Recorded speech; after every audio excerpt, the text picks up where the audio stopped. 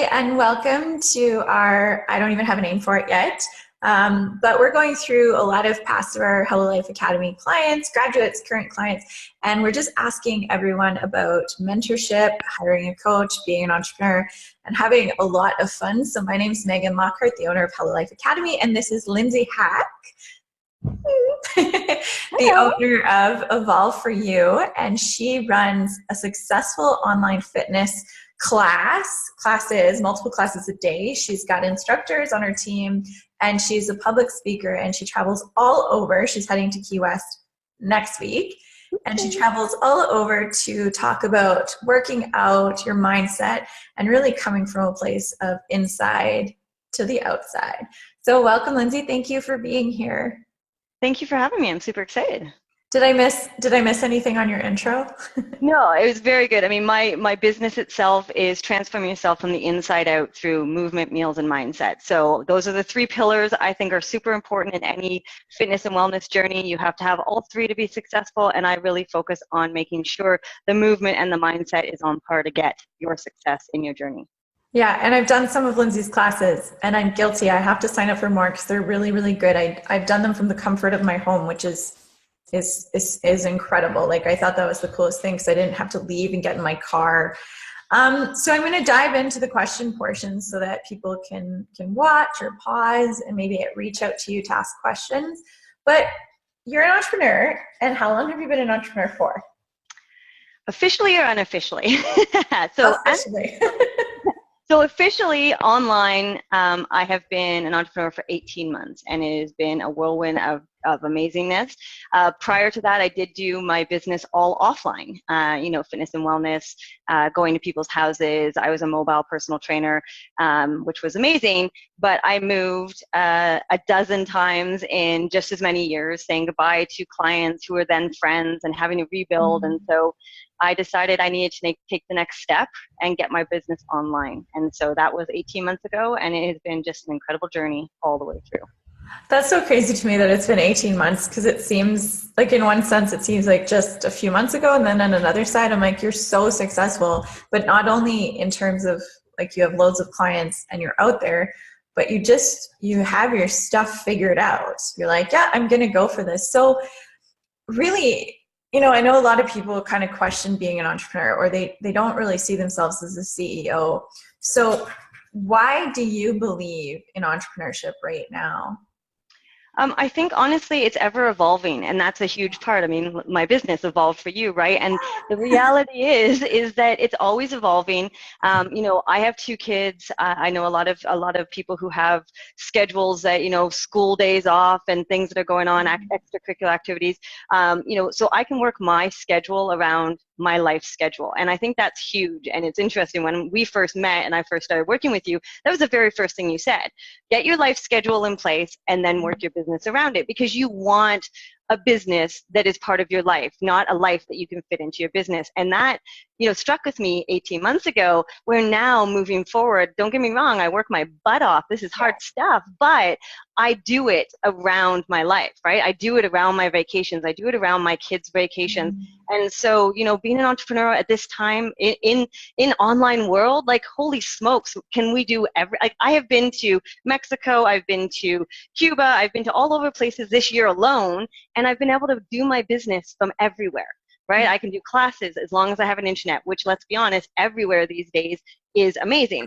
So I no longer have location stillness. Like, I cannot go on vacation. I just bring my business with me. And so in today's world, where we do have internet, and we have, like, I have clients all over North America, internationally, and it's just the best thing ever when you can reach out to somebody and speak with someone. I work with women every day that are in Alabama or Mississippi or Florida, and we can talk about weather, which of course in Canada, nothing like our weather. But so yeah, it's an incredible place to be, especially now with the internet.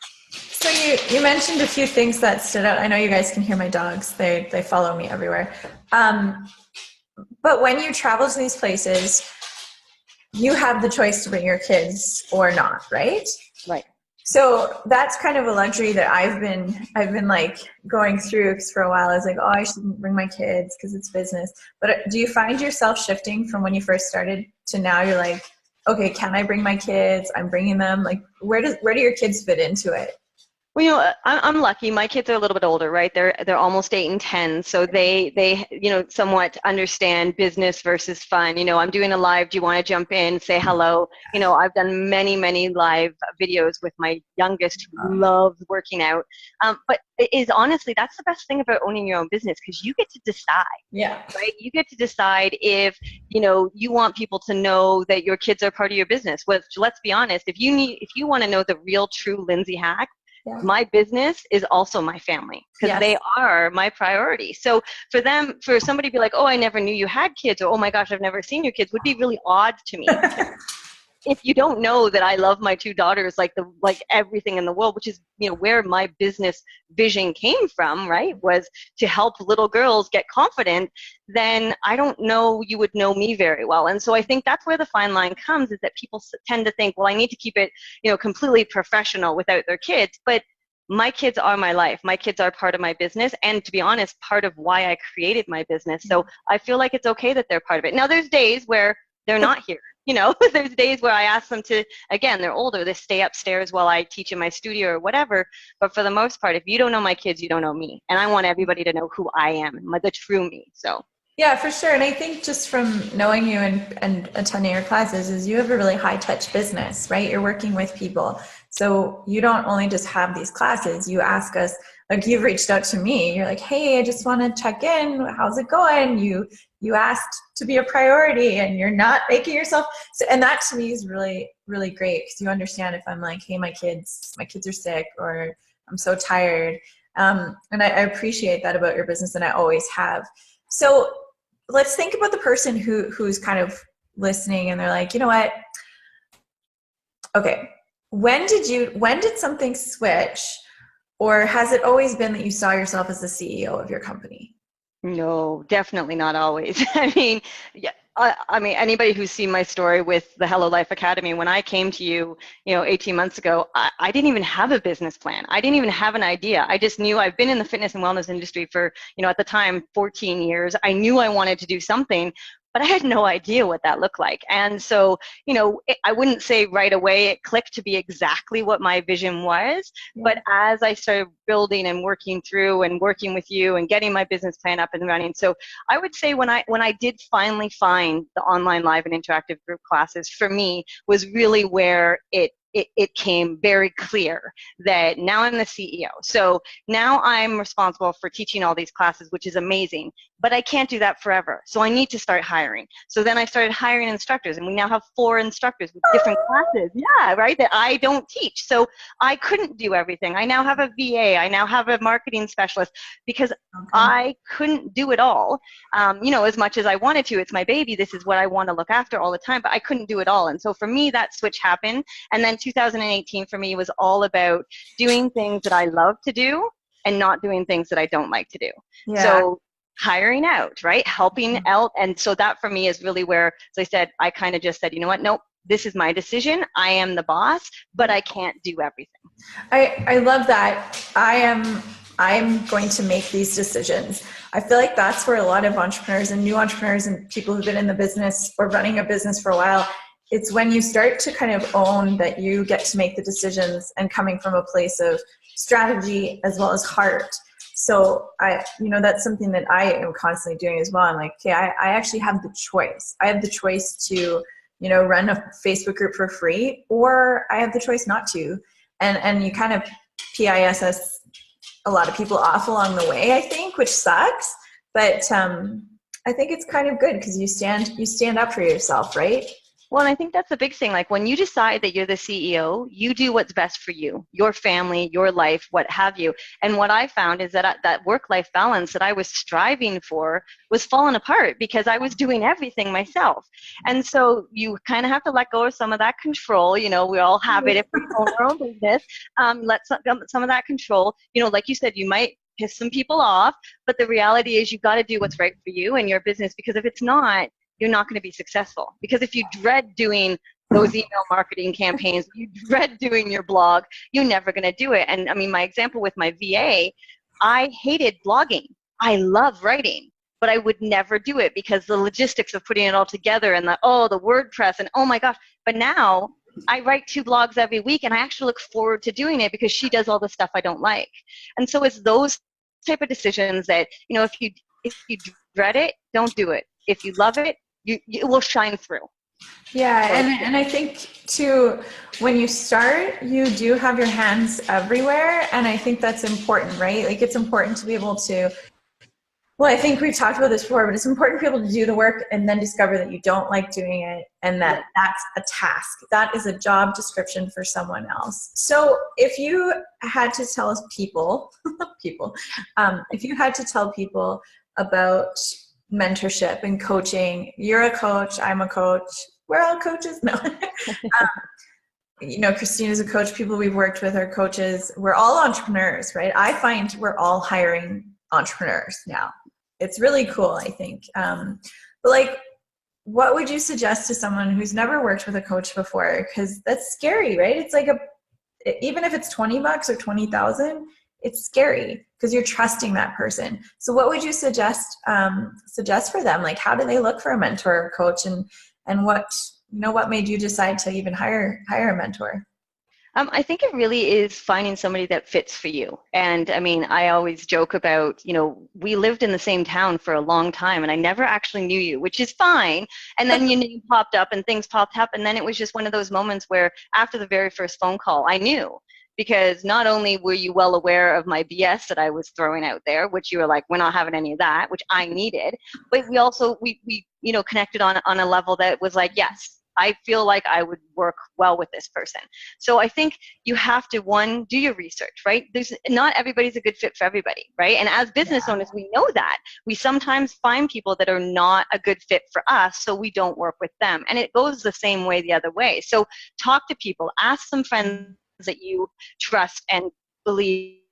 But remember that everybody has a different personality. Everybody has a different idea. So, I mean, I talk all the time about Megan Lockhart and Hello Life Academy, but it might not be perfect for somebody, which is okay. No. Oh no, you froze. Okay, right? But watch the videos, see if you're connected to them. Do you feel that connection? Chat with them, and go from there. One of the things I really wanted to ask, sorry, I had to close some stuff in the background because my internet was unstable. I actually originally was going to ask you this question, and I love that I didn't at first because then some things came up. There's a lot of things out there that I'm looking at a sparkly pillow right now, shiny object, right? So how do you kind of avoid that? Like, because there's coaches, there's people, there's companies. I mean, we've all seen it where it's like, here you go, this is shiny, this is awesome. And then you never actually get to work with the person. So how do you feel about that? And how do you discover before signing up for something that that's what you're getting? Because I have that fear right now, even when I'm looking for my next mentor, is, well, if I sign up for this, do I actually get to speak with you? Or do I log in and forgotten about? I'm a number, really, is my biggest fear always. So what would you say about that? And how do you kind of navigate around that? I'm a big believer of reaching out because, you watch, like, again, I love looking at a good opt-in, right? I like seeing what gets me. I like seeing what's wanting to click. But, when they have those testimonials on there, I'm one to be like, okay, Sarah Smith. I mean, obviously that would be a hard one, but Lindsay Hack, let me check her out. Let me reach out to her and see, because honestly, we've had this conversation before. I was shiny object syndrome mania when I first started working with Megan. I wanted everything. And you know why? Because I didn't want to do anything. So I was like, I'm going to do this. I'm going to do this.